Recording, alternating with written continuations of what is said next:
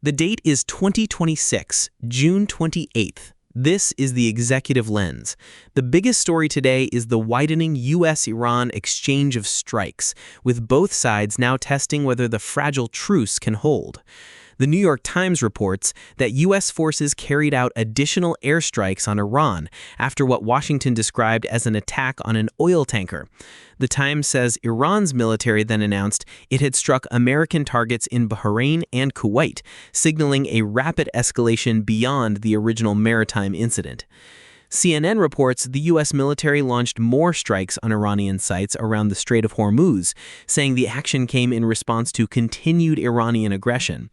Al Jazeera likewise says the attacks followed an alleged Iranian drone strike on another commercial vessel in the Strait of Hormuz on Saturday. The strategic significance is immediate. The Strait of Hormuz remains one of the world's most sensitive shipping corridors, and the latest exchange suggests the confrontation is no longer limited to isolated maritime incidents. The Jerusalem Post reports President Donald Trump warned that, quote, "There may come a point when we are no longer able to be reasonable and will be forced to militarily complete the job that we very successfully started."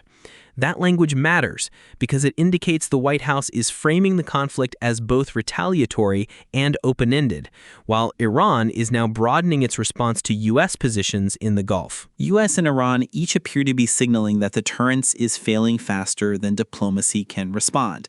The New York Times says the latest U.S. strikes were presented as retaliation, while the Iranian military's announcement of attacks in Bahrain and Kuwait raises the risk of direct pressure on American personnel and regional basings.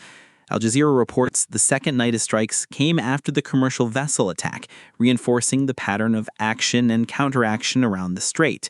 The key question now is whether either side is prepared to pause or whether this becomes a sustained cycle.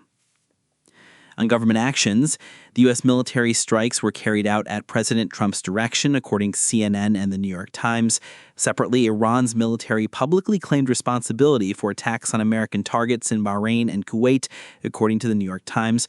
Those are the clearest official statements driving the story today.